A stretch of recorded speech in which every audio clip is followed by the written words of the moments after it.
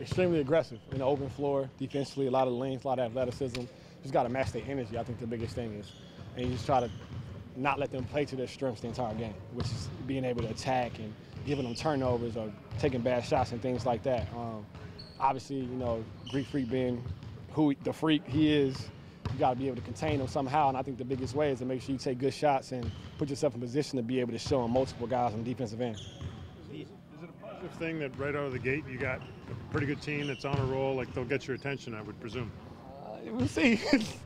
But yeah, I think so. I think I think you kind of go into the last, especially 3-4 days of the break, thinking, you know, I got to kind of be ready to step on that floor and pick up where we left off, because that team will come in here and embarrass you on your home floor if you don't. They playing well, they fight for something too, and they trying to, you know, transform themselves into a championship team like the rest of us. So I think it does do something mentally. The stretch before and after All-Star can be tough. You guys did a pretty good job of fighting through some of the complacency that sometimes hits before the break. What's sort of involved in being able to do that? What do you have to do to fight through that?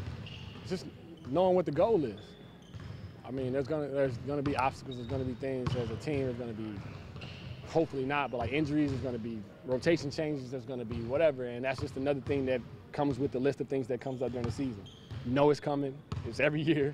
You know you're gonna have those stretches where guys are kind of making plans, getting ready to get that break, a much-needed break for a lot of guys that play a lot of minutes and things like that. You just got to know. The veterans got to do a good job making sure the young guys stay locked in, and at the same time, not just talking, be doing the same thing, not just be telling them to stay locked in and be walking around here with your sandals on. You got to make sure they see the work that's got to be put in to make sure you maintain. What would you, I mean, you got 25 games left, I think. I mean, typically after the All-Star break, everything speeds up, the intensity picks up. What do you guys want to make out of those last 25? Just keep getting better. I think you keep cleaning up the things that we've been talking about all year. Keep trying to get better at things that we've been able to improve all year. But you definitely see teams starting to find that gear. That's when they start looking for, you know, that extra motivation kicks in. You know, veteran teams that have, you know, been kind of hanging in a certain spot are kind of like turning it on a little bit more to get ready. Robert Orr used to always talk about those playoff legs. Like you see those guys start to figure it out and they say, all right, it's time for me to get all the way locked in to that ultimate goal. And a lot of guys are brought into situations just for the long haul. So you might not even see their best them until now. And that's just going to happen on some teams. You start looking at like, do the standings become something you focus on more at this time of the year? I'm not a standings guy. Like when people ask me, I got to go look. Yeah. Like I got to go look. Like I know obviously what we're doing, and because we talk about it every day, and it's talked about every day. But for the most part, I don't dwell on it. I'm more so worried about what's going on in our circle. And I know if we take care of what we're supposed to take care of, we'll do what we're supposed to do. Yeah. And we've been able to do that so far.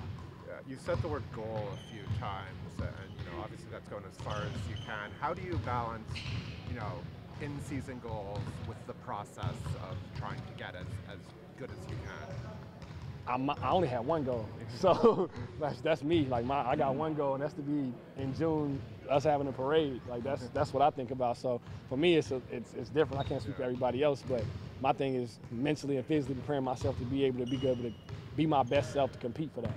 And I think it's just about knowing that it can't be about accolades for one guy or two guys or things like that. Even though when you win, those things come, but when you do things the right way and focus on playing together as a team, as a unit, and getting better, all the other stuff is, you know, it's going to be thrown at you. But it don't matter without that ultimate goal. With everything you've been through, was this break, was it more about a mental break or a physical break for you, with the way your season's been and kind of? Mental a little bit, I think, for me. Just kind of getting a chance to breathe and sit down. Like I was here, like I still was up here, but I was still most of the days during the break, you know, I stayed in Toronto. But mentally is the biggest thing, because you wake up every day and you got your checklist and you're running through your mind, like, how do I do this? How do I do this? Mentally preparing to do this for practice, do this for the day before the game, every this, that. And being able to wake up and kind of just turn the TV on, take your time getting out the bed, being able to just kind of go as the day comes is a little different. Why did you stay in Toronto? Why did you stay in Toronto? 2-month-old baby, man. Like I wanted to spend some time with her though. Like I have never gotten 4 or 5 days of just me and her together.